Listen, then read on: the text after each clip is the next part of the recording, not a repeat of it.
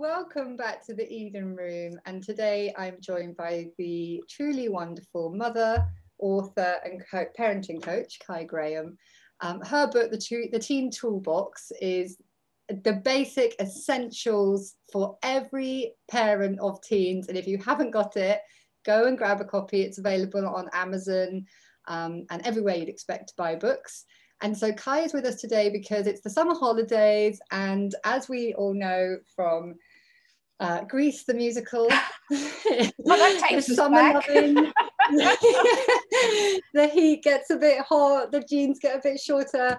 And, you know, our teens are out there. And as parents, we have our concerns about how they are setting their own boundaries, how they are able to navigate certain challenges, especially the challenges that we maybe didn't have to deal with growing up, that we might find it hard or like we're stumbling a bit on how to advise them in this brave new world and how to give them guidelines and boundaries that are really going to support them without alienating them and creating toxic and difficult relations at home, because we all want our homes more than ever to be our sanctuaries, to be our safe places. And we want our teens to feel safe and loved at home as well.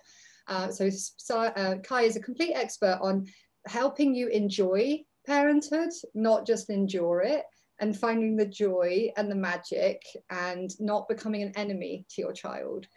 So Kai, I'm so delighted that we're having this chat today. And I'm sure that we've got lots of amazing insights coming our way. Thank you for being with us. Thank you, my love. Thank you for having me again. It's lovely to be here. Yeah, we're good. I think the thing is it's quite scary for some parents. Actually, it's blimmin' scary for some kids as well, because we have been sort of confined to barracks for best part of 18 months. Every so often we've allowed to dip our toe out of the water and then we've had to come back in again. And it has been, as you say, our sanctuary for most. Not always. We have to remember that. Sometimes, you know, sort of home is not as safe as you know, one would hope.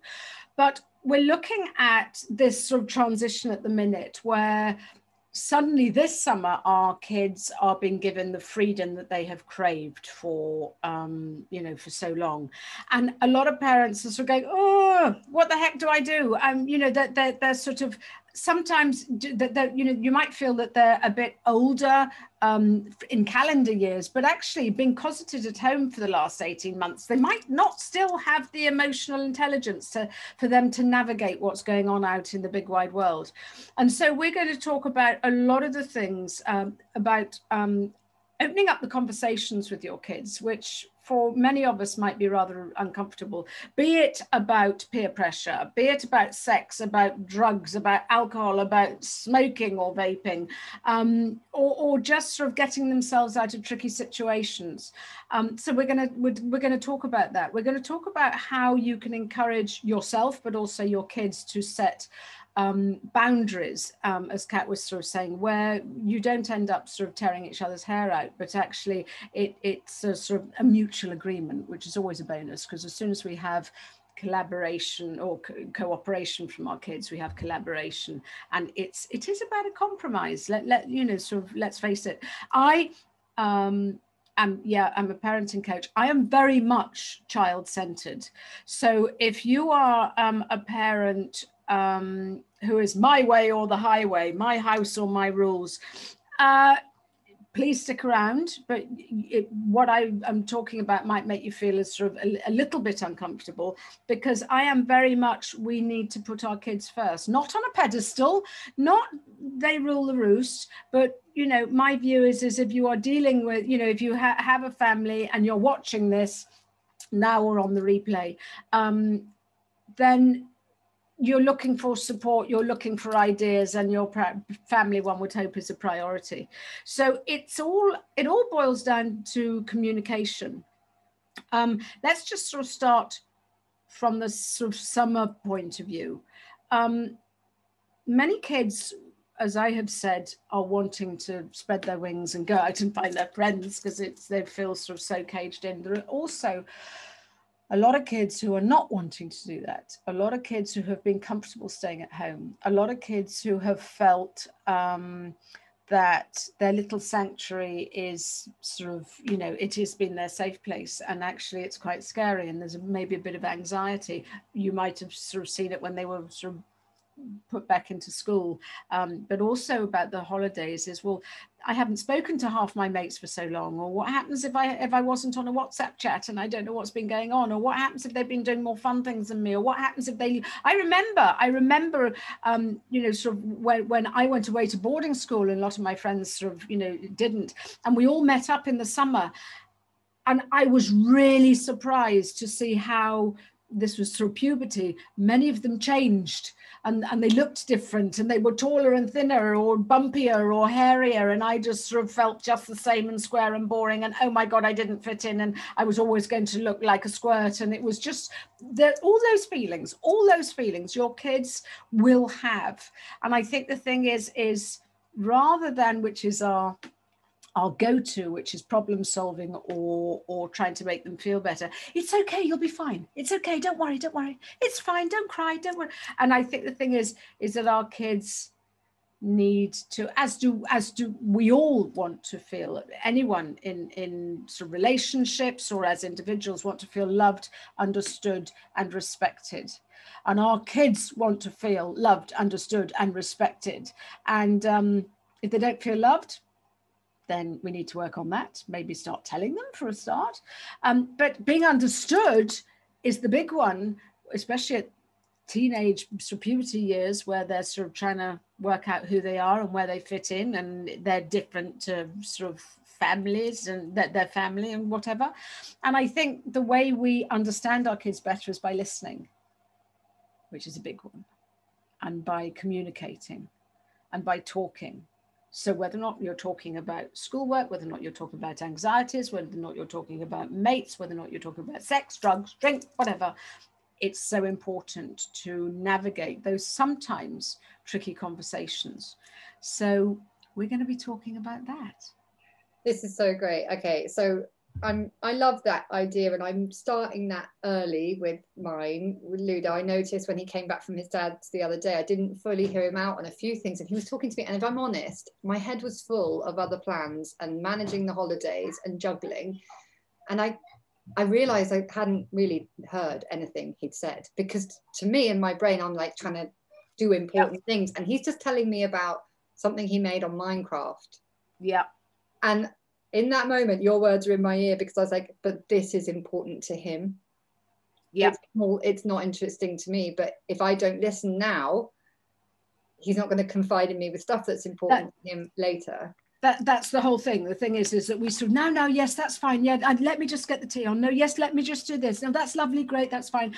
And what happens is we are programming our kids that you're actually not listening. So suddenly when we reach teenage years and you want to make sure your child is safe, you want to make sure that they are aware of the environment they're in, that they mustn't do drugs, or, you know, they shouldn't be smoking or drinking, not drinking, or drinking in moderation, or not having sex, blah, blah, blah, blah. And you are wanting to make sure that they know all about that, and you want to know what they're doing.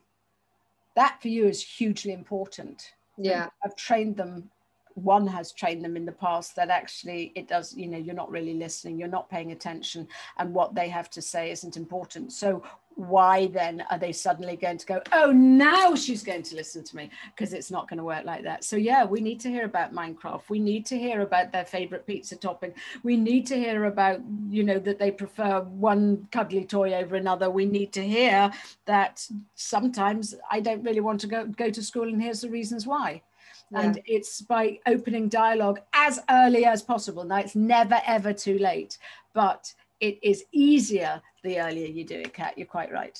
Well, I just realized it's hurting his self-esteem as well. And I've picked up on that with some of the writing that you've written for these sex talks, that so much of it boils down to self-esteem. And I suppose I want to ask, let's start there. Like, how do you talk to your kids about sex? How do you talk to your teens when they're already embarrassed? They definitely don't want to think about their parents having sex, and they probably don't want to have this conversation at all, do they? They'd probably rather avoid this discomfort. So would we, I think. So how do you suggest the opening there? Like, what's the inline for it? There is so much going on in the media that actually it makes it a lot easier than it used to, actually. I mean, not being funny, but the way I was sort of, well, I don't even know if my mum spoke to me about sex. It certainly wasn't on my dad's radar. That was, you know, mum's area to talk about. And actually, I don't remember her talking about it at all. I learnt through talking to my mates, which actually in itself can sort of get you into all sorts of trouble. I think nowadays our kids are much more aware. They have they have the internet at their fingertips, so they are fully aware of what's going on. They are fully aware of the mood, you know, age appropriate. 5-year-olds not so much, but you know, the kids are aware of the Me Too movement. Kids are aware. I mean, I think sexual harassment in schools has gone up. Excuse me when I keep on looking down, because I've got notes where I don't want to forget stuff. But there was one survey done by everyone'sinvited.co.uk, and they said that 58% of 14 to 21-year-olds have been publicly sexually harassed. Well, that's not acceptable. And so we can sort of start talking to our kids about, you know, these sort of things. I saw it on Instagram. What do you think? Have you seen this? I don't know. It could be something on EastEnders. It doesn't really matter where it is, but it's opening up the conversation and sort of saying, oh, you know, well, I saw that your mate was, you know, 3 sheets to the wind or whatever. No judgment here. Always caveat over the top of all this conversation, no judgment. As soon as your child feels as though you are disappointed by them, or you are judging them, or you have very firm opinions about stuff, then you're really not going to get them to open up. So it's more of a, be it a fact-finding mission for you to find out how much they know, and what they're up to, but also for you to help educate them. Okay, we just pause on that piece, because that was a bit of a truth bomb. That is still clanging in my mind. Sorry, yes, you have to put the reins on me. It's just the disappointment thing. Why do we think that works, right? Why? I mean, so many parents would say, oh, I'm not cross, I'm just disappointed. That is such a line. And I realize that as my son gets older, that emotional manipulation that we were all raised with, which became normal, as I try to bring more consciousness to my parenting, as I attempt to expand my ability to raise my children without emotionally manipulating them, that's not how I want to parent, I realize that I don't actually know how to have no judgment, how to have no disappointment in my voice when it's like, and I, you know, so for me at the moment, it shows up with things like tech, like, oh, can you just get off your technology? You know, just like, I'm disappointed, I'm a bit tired, you should know better, and I don't want to have to tell you. Do you see? And I can so quickly go to that place where it's about me, really. Yes, it is. It's our expectations, and we have to manage our expectations. And it's, I mean, it goes way back, you know, sort of even sort of things with when our kids are little. Well, maybe next time try colouring within the lines. You know, you can do better. And it's like, well, stuff that. But it's you know, and it's the sort of kids with messy bedrooms. And you know, we're not even talking about sex, drugs or anything at the minute. We are talking about how we communicate with our kids. And if they say something and we suck our teeth or roll our eyes to our children, that is saying, my mum or dad doesn't love me as much when I do it this way. Yeah. Which is, I mean, in my book, we've got a full chapter on love and conditional and unconditional love. Yeah. And it's not even what you say, it's the way you say it. And if we, you know, so, and so if your kids are on tech the whole time, it's, do you know what, guys, I'm going to give you a heads up. 10-minute warning. We're all a bit frazzled here, aren't we? Hence, we're acknowledging what's going on. We are giving them the space to sort of get into that, all right, crap, I've got to finish Minecraft in 10 minutes. Not the sort of, everybody off because you're driving me mad. You know, it's just a bit like being treated the way you want to be treated yourself. Let's be frank. You know, if someone sort of walked straight in and grabbed your phone off you, or walked in and sort of switched your laptop off, excuse me, I was in the middle of that. You know, so it's just setting out your own expectations. And giving your child the heads up. So, you know, if they've been on tech for going, it's, come on, guys, do you remember? Hey, come on. We were talking about this a couple of days ago, weren't we? Right, okay, we've just probably pushed the boundaries here a bit. I'll give you 10 minutes, finish what you're doing, and then let's go and have a balance. You can come back on it later. But it's a great day outside. Who wants to go and do X, Y, and Z? And what I do suggest, especially, and it's what my sort of next week's podcast is all about, is yes, we need to have a balance. We need to have a balance in everything. So it's tech is allowed. It is not the enemy. But it's preempting, okay, if you're going to stop having tech, let's pull back the reins and find out, well, what alternatives are you going to offer your kids? Is it cooking, baking cookies? Is it going for a walk? Is it doing a tie-dye t-shirt? I don't know, but it's sort of trying to find the alternatives rather than, well, go and amuse yourselves, because that's going to come down. Let's imagine, because I'm sort of imagining a scenario with kids older, you know, maybe daughters. And let's imagine they've done something wild. They've gone out without permission. They've had a big party. They've come back drunk, or they've lied and said they're at a friend's house and they've gone to a nightclub, or let's say something like that has happened. They come back, they're having the chat with the parents. And in the old days, it would be, well, we're very disappointed in you. How would you have that chat? How would you recover from a trust break like that? Yeah. I would say the first thing is that's going to happen 100%. I mean, what is the chances of rules and boundaries being broken? 100%. So therefore, rather than get cross, you need to have a plan B. You need to have an alternative. You need to be prepared for when it does go belly up. And it doesn't always have to go badly belly up. You know, they had a curfew at, let's say, 12:30 and they tip up at 1:45, or they had a curfew at 12:30 and they don't turn up until 3 o'clock and they're blind drunk. Either way, all of this has got to be, you know, sort of boundary breaking appropriate and age appropriate. But you need to be prepared. So therefore, I would be sort of saying to them, right, guys, listen, we need to have this chat when all the emotions are level. Before, you know, let's say they've got a party coming in 2 weeks' time. This needs to be discussed now. This needs to be discussed when everyone is feeling level. And it's, okay, let's manage our expectations. What do you think is going to happen here? And it's, well, I'm going to have a lovely time with my friends. Okay, right, lovely. What time do you sort of hope to be staying there till? And it could be, well, actually, do you mind if we have a sleepover? And it's totally up to, you know, sort of within the parents' rights to say yes or no, but you need to have good reasons for either. I mean, it could be, yeah, well, come on, bring all your mates, bring 3 or 4 of your mates back here. I don't know, it's totally up to you. But it is preempting what the expectations are. So they might go, well, everyone says that it's going to be an overnighter and we're going to stay awake till 4. Well, yeah, okay, that actually doesn't usually happen, but it sounds terribly exciting when we're talking about it. So you could preempt that by sort of mentioning a sleepover, or you could sort of say that, well, do you know what, that ain't going to work with us, you know, and this is where you sort of realize that, well, they've said 4, you want to meet in the middle somewhere. Where do you want your sort of your ideal time to be? Let's say 1. So I would start sort of, you know, navigating for, or sort of, you know, talking about, well, how about 11:30? And they'll go, oh my God, no way. And then that's where you can start sort of, you know, creating that compromise. And then they will be so blimmin' glad that they've been given a 1 o'clock as opposed to 11:30. That's the start. What do we do when it goes wrong? Well, you have negotiated sort of, let's say, curfew time.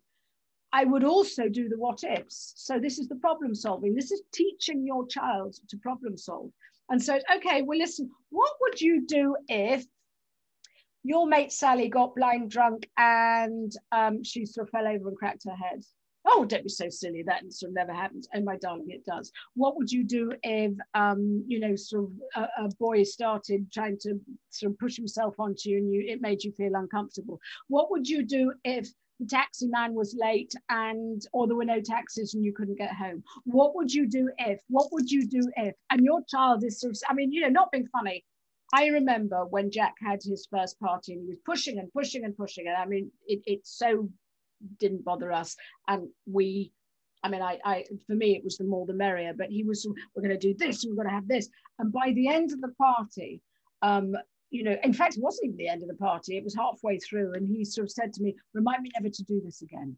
He said, this is really hard work. Because he was just wanting everyone to have a lovely time. And he was just wanting, you know, and I remember Alice was sort of sitting there. I said to Jack, you can definitely have a party, love, that's fine, but I'm staying on site. Oh, no, you can't do that. No one else's parents do that. That's so embarrassing. I said, no, I'll stay in one room. They don't have to know I'm there, but I am on site in case I'm needed.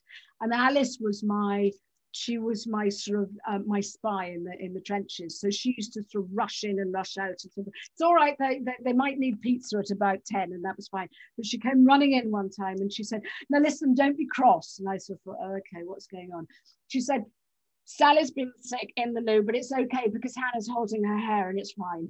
And you know, and it's just, things do go belly up. So we need to do those what if scenarios for our kids so they know. I mean, when I think of the extremes of my people getting their stomachs pumped in the back of ambulances. Precisely. Yeah, precisely. And I mean, the thing is that our kids think that we were sort of, you know, we were born in the olden, well, we were born in the olden days, but you know, they just sort of, they don't think that we had a childhood ourselves. And I got up to lots of hijinks, so I know all the tricks of the trade. And so I suppose, is that a good thing or a bad thing? I don't know. But I think the thing is, I was never taught how to cope with the what if situations. And I got myself into all sorts of trouble. And thank God I had mates that looked after me, seriously. Well, this is the thing, because I don't think our parents were able to, there was this sort of powerlessness about even engaging in these conversations. So it actually manifests as a sort of neglect. Yeah, totally. Because there's this massive gulf where it's just don't speak about it in that generation of parenting. So now we're saying we're going to speak about this. Yeah. We don't want to leave this unspoken, but we don't actually have the tools necessarily yet. We're laying the tracks now to build those bridges and get that conversation going. Well, and I think the benefit is when you say what if, and you tell them what you are expecting to happen, they sort of then know, well, actually, mum and dad are expecting that this might happen. They're not going to be surprised. They might be disappointed. We will probably go back to that sort of comment again. But I think the thing is that they know that actually we've been there, we've done it, we've worn the t-shirt, and we've got the strategies to get them out. But also we need to arm our kids with that. So we need to arm our kids. What do you say when someone offers you, I don't know, drugs? What do you do? What do you say if someone asks you, well, do you want a cigarette? Well, because the thing is that as kids, our kids want to fit in, our kids want to conform, our kids, what do you say if your kids are sort of, well, let's do tequila shots.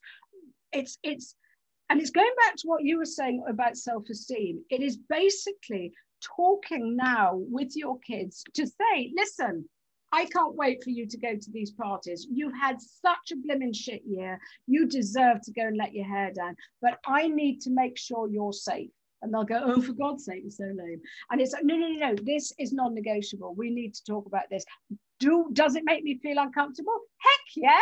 I've never spoken to a teenager about sort of sex and, whatever. But we need to do it because it's my duty as a parent to keep you safe. And they'll sort of sit there and blah, blah, blah.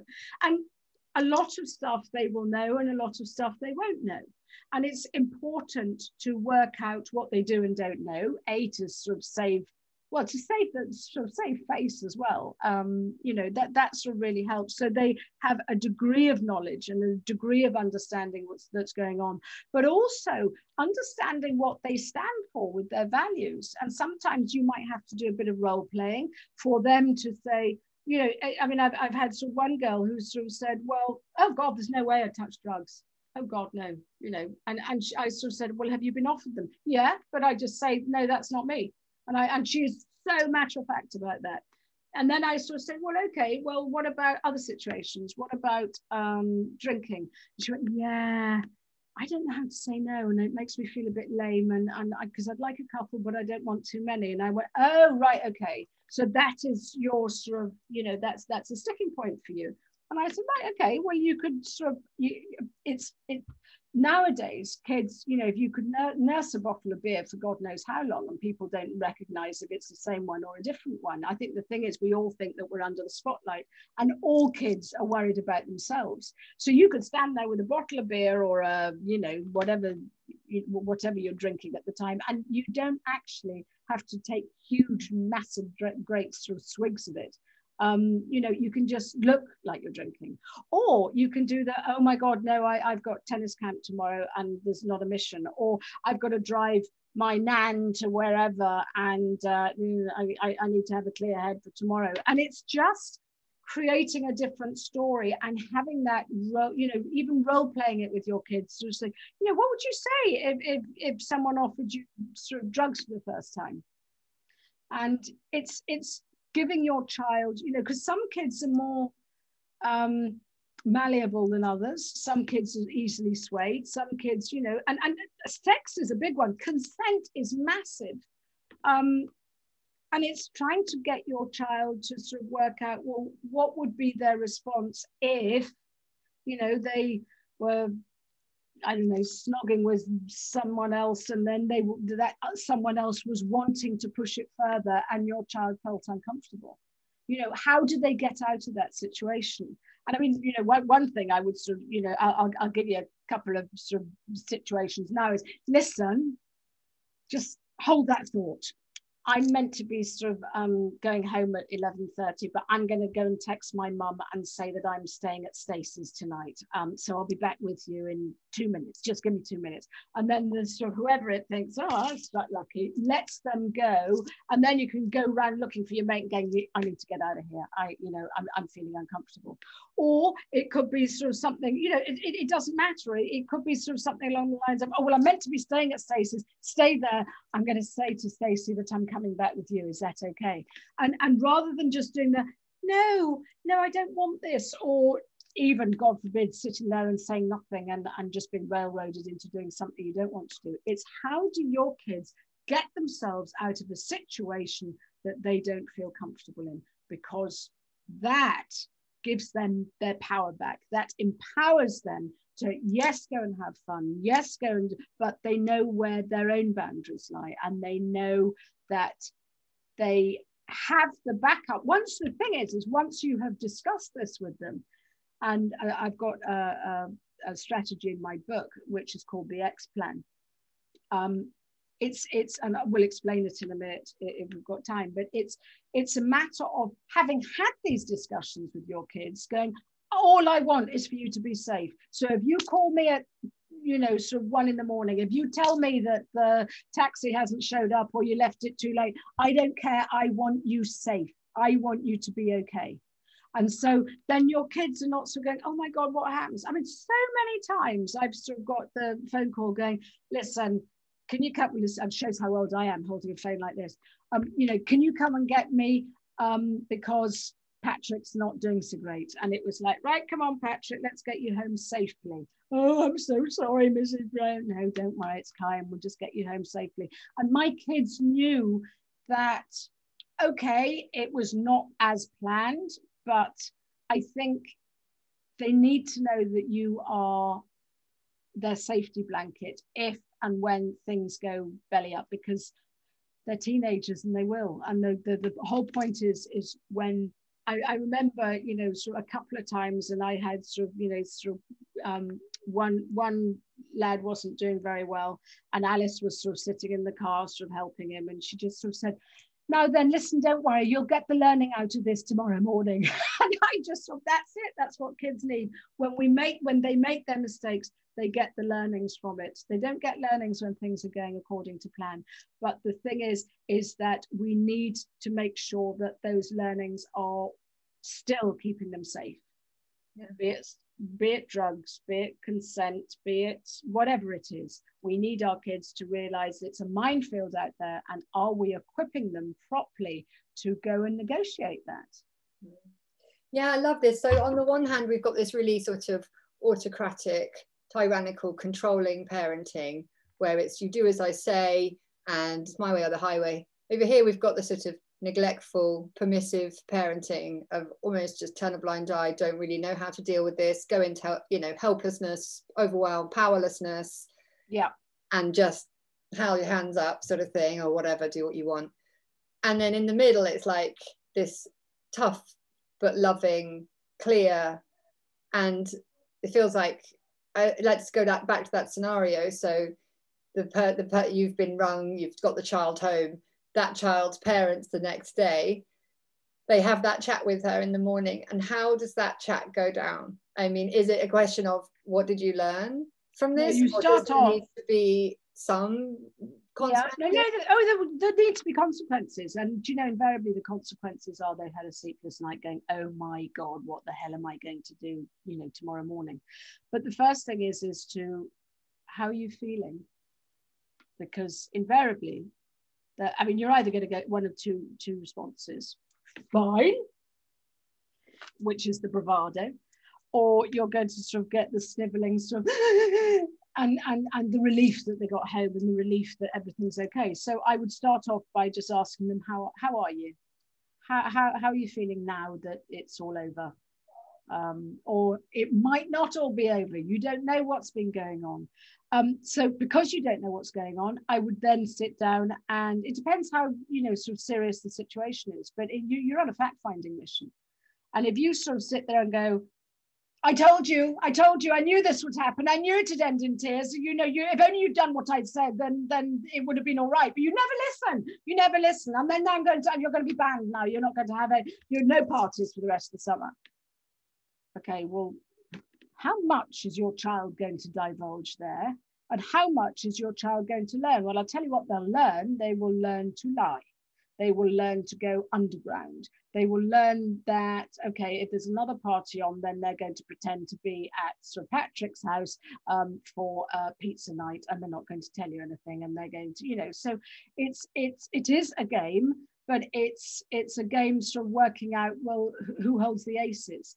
And the aces are communication and information. So it's, tell me what happened.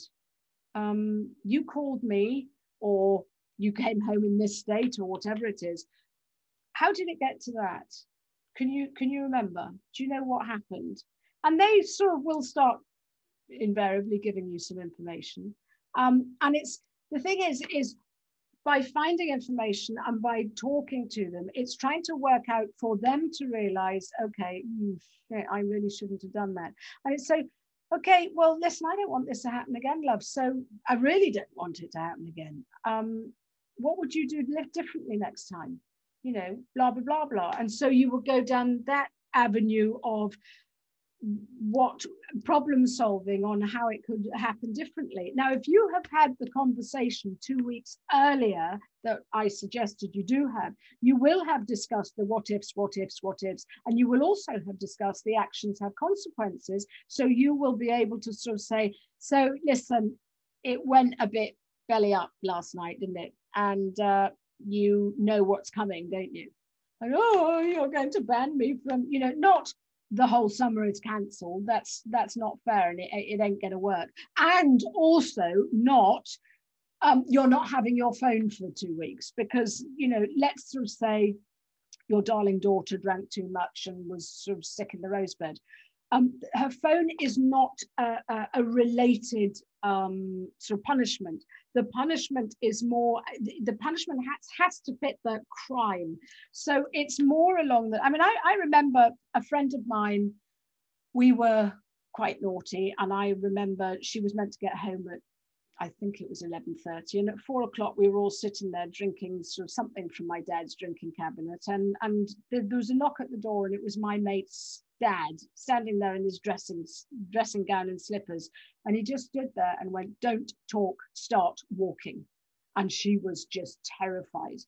And the next day her mum got her up at 8:30. The next day, it was 2 or 3 hours later, and she said, "You're coming on an archaeological dig with me, darling, so I can keep an eye on you." And Emma said to me, it was hell on earth. And ever since, she would laugh, and she said, "Listen, guys, I've got to get home, because there's no way I'm going on another blimmin' archaeological dig, I can tell you." And so, you know, her mum found her pain point. So you need to find the appropriate pain point. But so many people do the, right, that's it, I'm going to take your phone off you, which is the natural reaction because it is your child's, it is a big pain point, but also that sort of response builds massive resentment. And I think the thing, it therefore breeds secrecy. It therefore, I mean, you know, I've had kids sort of going, yeah, my mum took my phone off me, but I just went to Tesco's and I bought one for 10 quid, you know, so there are ways around it. And so you've actually, to all intents and purposes, lost that battle anyway. So it is about communication, and it's finding out, and you know, you will have done the, one hopes, the actions have consequences conversation beforehand. And so now it's what happened, how do you feel, what would you have done differently, you need to accept the consequences here, and you broke my trust. So I allowed you a curfew of 12:30, you broke it and you came in drunk at 4. I didn't know where you were, blah, blah, blah. You know, it's also a matter of explaining to your child the safety issues, but it's, you need to earn my trust back. So for the next 2 parties, you can go, but you're coming back at 10:30. And I'll tell you what, that'll be worse, because it's just when it's all about to have fun and you'll be pulled out from it. And I've known some kids going, well, I'm not going anyway then, because I don't want to just go till 10:30. That's so lame. And that's fine. But that's because their behavior sort of does deserve, you know, the consequences, you know, that were hopefully agreed beforehand. But I love giving a reason, and it's not just reactive. It's in order to re-establish trust in this relationship, there's going to be 2 opportunities for you to return at 10:30 safe and sound. Then we will have re-established that trust, and then we can look at extending the boundaries for you. And I just love that, because so often I think with parenting, it's just reactive, and we're just, you know, we're triggered, we're afraid. We don't actually have the wherewithal to explain to the child something that they can understand that actually makes sense. It's like, oh, okay, my mom actually wants that relationship with me where she doesn't, you know, I don't want to be in a damaged relationship with my mom, and it's going to serve us both to re-establish the bounds of that. And I think the thing is that we often parent from fear, because we haven't been there. It doesn't matter whether or not, you know, I mean, if you talk about drinks, if you talk about vaping that was never around, if you talk about the drugs that were going around, you know, they were very different in our days, and the environment and the social media and you know, all this sort of stuff. We are parenting from a point of not knowing, so that is parenting from fear. So we need to parent from a place of empowerment, and by doing that, we open the dialogue with our kids, and by doing that, it's could you just help me here? Could you just tell me what, you know, sort of what's the big deal about vaping? Or can you tell me what the buzzwords are? You know, what do you call a spliff nowadays? Oh, mum, don't be, oh, you're so lame. But, you know, it's all those sort of things. And it's just, it's showing them that you understand or you get that they're in this world, but you might need to understand it from their point of view a bit more. And they feel that sense of empowerment themselves, educating you, but it is also your opportunity to educate them. I mean, if let's talk about sex. And your children, I mean, unless they're tiny, which is different, but the majority of your children, if they're teens, will know the mechanics about sex. They will know the birds and the bees. You don't even have to start doing any of that. You don't sort of have to sort of explain to them where babies come from. It's really a moot point. What we need to teach our children is, or what you actually, let's backtrack a bit. What you need to understand is, if you are a parent of a teenager, your child will have seen online porn. Fact. Why? Because they can. Why? Because someone will show them, will have shown them on the school bus, and there will be, you know, they will have seen. I mean, you know, kids are being sent pictures and sort of, you know, sexually explicit text at a very early age. You know, it's basically dick pics and tit pics. Sorry, but you know, you may as well know what your child is being subjected to. These are being sent amongst one another. It is worth knowing that for a minor to receive or forward any of these sort of sexually explicit pictures, it's an offence legally. So they, you know, they can be sort of, they can be punished for that. It's an offence.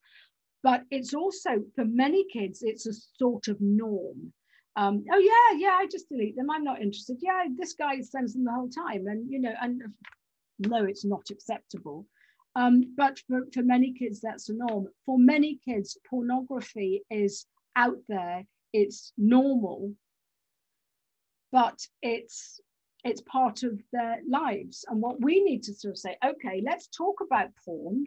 Oh God, Mum, that's so lame. No, seriously, we need to talk about this, because what you have to realize is that porn and sex every day, you know, making love, whatever you want to call it, you know, don't get too corny, but, you know, everyday sex is very, very different to porn.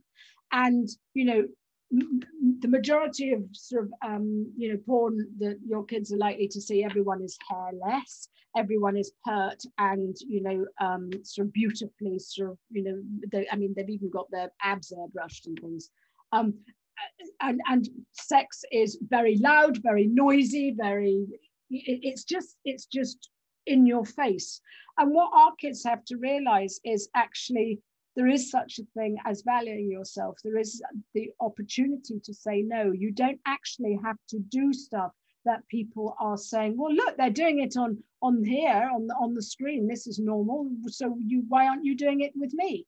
And the point is, because I choose not to, because I value myself, because I don't want to, because I don't know who you are, because for many reasons.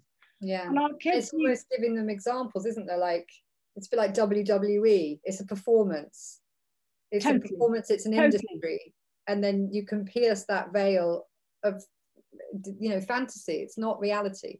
And it's getting your child to understand that it's, you know, you need to go at your own pace. You need to do what you feel comfortable with. Sex isn't always, you know, sort of, you know, 5 or 6 people involved. Sex isn't always with satin sheets. Sex is, you know, and the thing is, but also it's just like, sex doesn't have to be in the back of the car, you know, with a sort of spare tire in your back. And this is not an instruction manual. This is not guidance. This is entertainment. People use it for entertainment. It shouldn't be something you're referencing to learn from. And if you would like to learn about sex, I don't know, then what? Here, I recommend this source. No, if you want to know about sex, ask me. The thing is, what do you want your child to, how do you want your child to learn about sex? From you or from the internet? I mean, it really is as simple as that.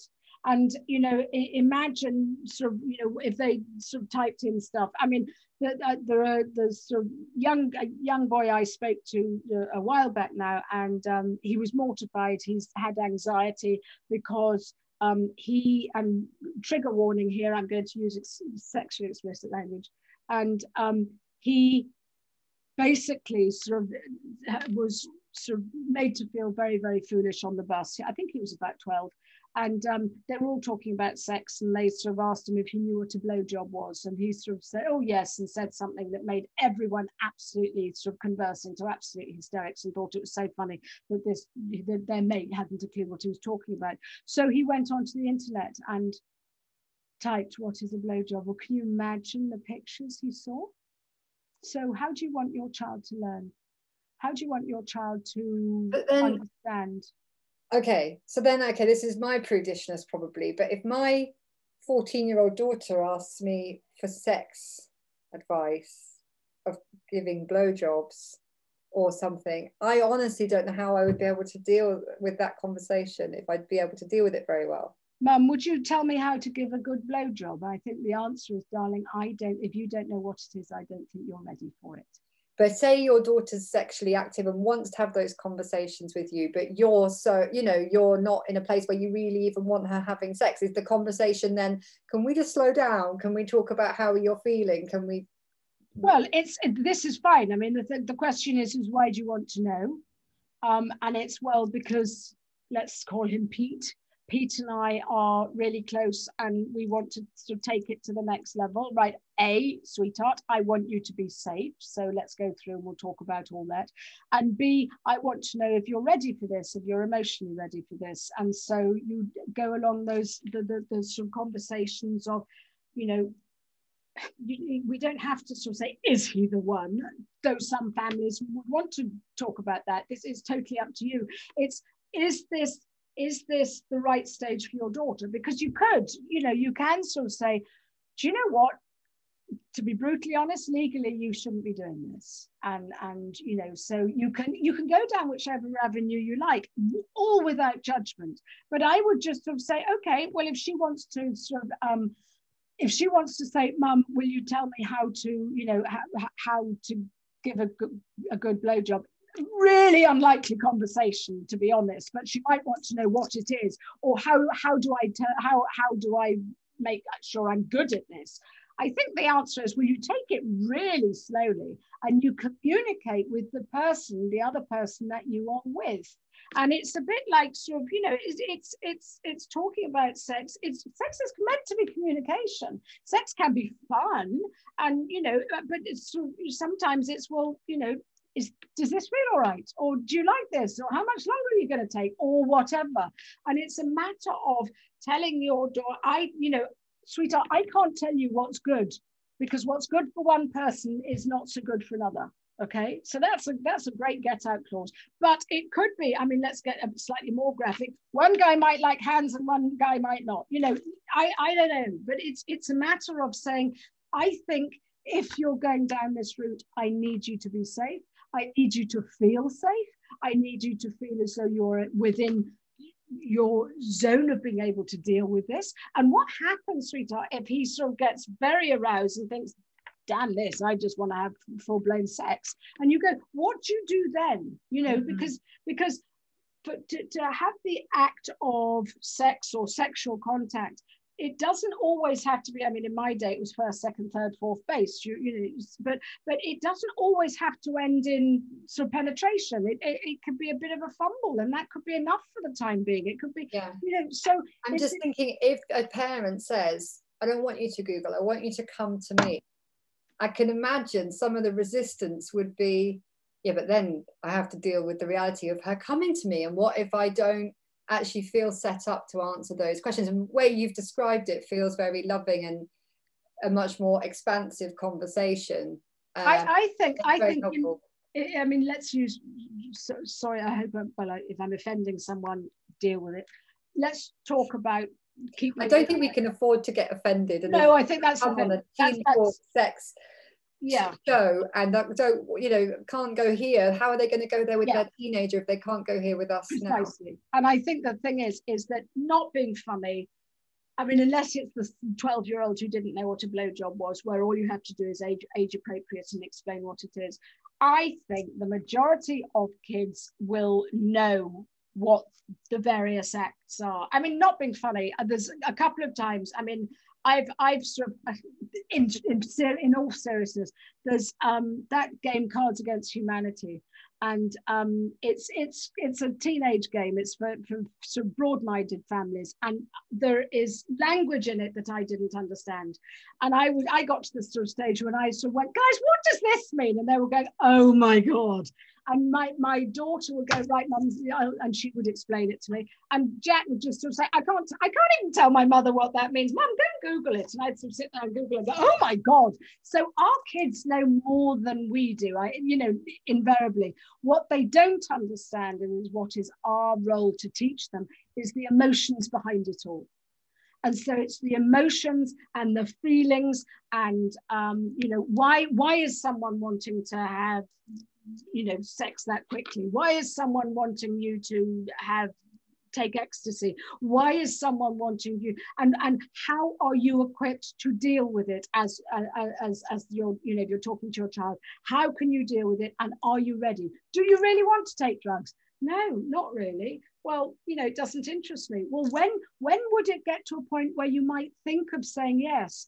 Oh, right, okay. And so turning the conversations and sort of finding reasons why they might go, well, yeah, I suppose I better had, because that's what you want to stop. It doesn't matter, in fairness. I mean, I sort of say with my kids, or when they were younger, you can have a couple of drinks, you can have a couple of cigarettes, those aren't going to kill you, but drugs for me, it was an absolute deal breaker. It was an absolute, you know, no.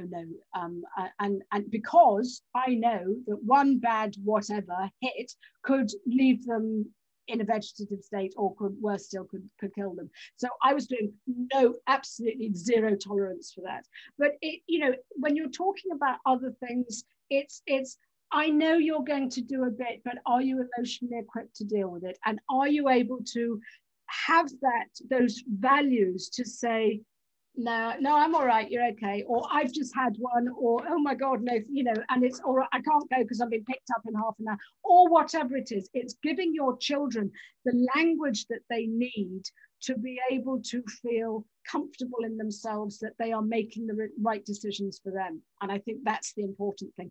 They're not really going to be asking you about the mechanics of stuff, you know, and if they are, do you know what? And if you just sort of do I actually don't know how I'm going to answer this. Believe me, you can sit there and go, hang on a minute, I'm going to Google this and, you know, I'll get back to you. And it could go, oh, right, okay. And, you know, or you could sort of just say, turn your eyes away. Because, I mean, there are some things if you Google, you don't want, I mean, I Googled Henry VIII and his wives for a history project, and imagine what I got back, and Jack was 10. So you have to be very careful but you know, if you don't know, then we're going to have to learn together here. But let me just be one step ahead of you so I can find out the right site that's going to give us the information that we need. Yeah, thank you so much, so helpful. And you know I'm unpacking it at quite a level of specificity. It's just if there's anything I know about teenagers for sure, it's that they can see through BS. And if we're not actually coherent when we say,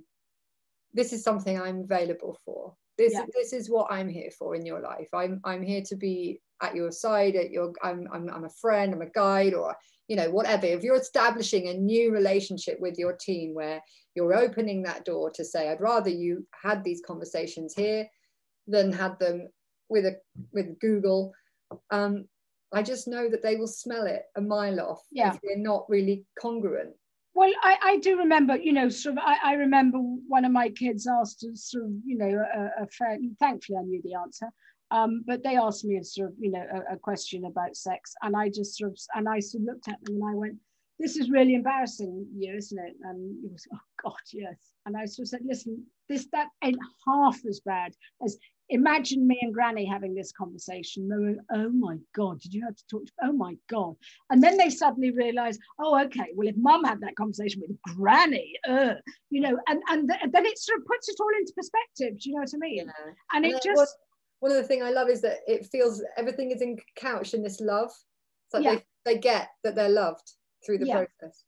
Yeah, and I think that's the thing. This is why my approach to parenting is totally child-centered. Is you are speaking to your child about drugs, about sex, about whatever.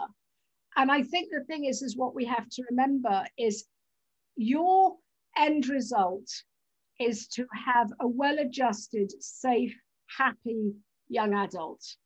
So if you're feeling a little bit embarrassed, grow a pair, excuse the pun, but you know, just deal with it, because the alternative is secrecy, resentment, and you're just not going to hear anything. You're going to be in the dark, and you will be sadly one of the parents who has someone else turning up at the front door with your drunk son in the back, or your daughter who's got herself into trouble. What I always said was, I don't care what's happening. I do not care. I am not going to ask. I want you to be able to know that there will be no repercussions. You know, I have picked up, invariably, I think the thing is because my kids, yes, they've had, you know, they've had a few dodgy sort of moments, but because they knew that there was no judgment, they felt sort of safe in themselves to make the right decisions. But I have picked up, you know, sort of some of their drunk friends, and you know, and invariably sometimes it's that, well, I'll tell you what, I'll text your mum and say that you're staying with me tonight, because I just knew that maybe that child was not going to be treated sympathetically at that time. Do you know what I mean? So it is child-centered. And when our kids know that we are supporting them, they're more, do you know what, in fairness, they're less likely to be a disappointment, because you're half expecting some of the, some things to go belly up anyway, but it turns out not always to be as bad as you expected. So it's, we need to understand that things will go a bit awry sometimes, but we need to know that our kids are capable of dealing with those situations. And if they're not, that they are comfortable reaching out to you at whatever time of day or night, because you want a safe child and you don't want the police coming to your door or something like that. Yeah, it's brilliant, Kai. Thanks so much for those pieces. And I know the X tool is very powerful, and people can get that from your book. But I can run through it now very quickly. Well, we've got a question coming from a member, cool. actually, and I'd love to ask you that. So if you're watching this, the X tool is really powerful. It's in Kai's book, The Teen Toolbox. A member has said that her son's 12, nearly 13. So he's on the verge of turning 13, and he's wanting a load of his own space and his own time. And she's finding that tough because she understands that he needs it, but it's a big transition and it feels sudden. And she's feeling sad that that she's losing him a bit, and she's asking, will he come back? My love, yes. If you open that door to the gilded cage, they fly away. Yes, they do. But I promise you, they come back. And I know from experience, because my kids both came for Christmas, and Alice stayed for 7 months, and they're 28 and 26, and Jack stayed for 4 months. They do, because the thing is, what we have to realize, and as our kids, when they are teenagers, they are wired to become independent. In the olden days, we were booting them out, telling them to go and find a busty wench and go and set up a farm together. That's what they are designed for. They are designed to create a new family. They are designed to go and find their tribe, which is what they're doing right now. They are finding their friends, they are finding their tribe, and so they are biologically wired to pull away from you. Now, every parent starts now mourning the loss of their child, that happy-go-lucky, young person that used to sit on their knee and tell them all about their day. And now you're just getting grunts and getting whatever, and your child really wouldn't be sitting dead, in the same room as you. That's normal.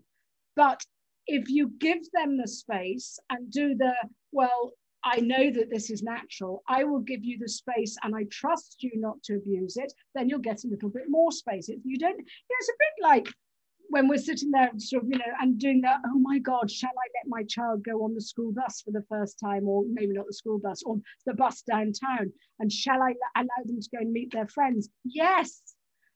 But know that you need to find a what if situation. What if you get on the wrong bus? What if you get there and none of your mates are there? What if it's dark and suddenly you get stranded and you don't know how to get home? What if you run out of money? All these things, so that your child knows, oh, right, okay, yeah. So I need to have so-and-so's, here's an extra fiver, or I need so-and-so's number in my phone. But it's teaching them to cope with the what ifs, and they gain the confidence. But yes, I know you're struggling with it, that we are all struggling, but I tell you what, this is success. This is your child wanting to sort of find their way in the world. And it doesn't matter if it's just going out to the cinema for the first time. It doesn't matter if it's going to the first party, or God forbid, going to Magaluf with 25 mates and sort of hiring a villa. It doesn't matter. Every one of these is going to be a scenario for you to do that. Oh my God, there are so many what ifs. I just don't think I'm going to sleep. No, I get you. You probably won't sleep. It's a parent's rite of passage. And yet they invariably come out the other side okay. And, so my kids are now 28 and 26, and they love coming back, probably because I sort of, feed them and fill the fridge. But it's just giving your child the age-appropriate space. And yeah, you might be sitting up and waiting for them to come in. And yeah, you might be sort of, I don't know, we've got apps where you can track wherever they are nowadays. So those are quite helpful to keep your own sanity. But yeah, I'm not going to say, oh no, it's going to be a bowl of cherries. It's not, because as they fly the nest, or, you boot them out a bit, and are they going to sink or swim? they'll be all right, but they will be a hell of a lot better if you prepare them for the what ifs, and they know how to cope with drunk friends, smashed phones, being offered drugs, someone, you know, wanting to go further than first base, whatever it is. Your child needs to have frank conversations with you, and yeah, half the time like, oh god, you don't know what you're talking about, or you're worrying so much. But I think the thing is that when it does go wrong, if they are prepared, they will be eternally grateful. Brilliant. Yeah, I love that. It should be celebrated. It means you've done a great job, that they're finding their independence. They are. They're establishing them who they are. You know, maybe it's, I think it's true to say, not only will they come back to you, they're going to continue to renew. That relationship is going to continue to go through cycles, or like all relationships, it's going to renew, and it's going to go through wanes and ebbs and flows with when they need you at different times, as you say, like even at 28, there's sometimes you know, COVID happens and all of a sudden your adult children are you do lose. You're quite, but you do lose them a little bit, but that's because they're finding themselves, and I think that's pretty cool, isn't it? Is you are raising young adults who are just working out where they fit into the world. So that is a huge sign of success. So bravo. That's brilliant. Thank you, Kai. Well, this has been so fantastic. I know I have learned a lot. If people have got questions, if you want to hear more from Kai, definitely email hello@theedenroom.com. If you've got specific things that you'd like us to cover in the Parenting Teen Talks, then we're here for you for that. Kai, thank you so much. My pleasure. Honestly, it's filled my cup. I always feel so delighted with what I've learned, and then also so terrified by the vastness of what I don't know, what I'm more aware of. But it's really, really helpful, and really appreciate you. So thank you for being here today and giving Thank you so much, and thank you for those who are watching. Yeah. And if you're watching this on the replay, we'd love to hear how it's gone for you, what you've learned, what your takeaways are. We're here for you in the Eden Room, and we hope that you continue to have an amazing summer. Brilliant session, says Jodie. Thanks everybody for watching. Thank you. And we'll see you next time, Kai. Thank you. All right, my love. Okay, bye for now.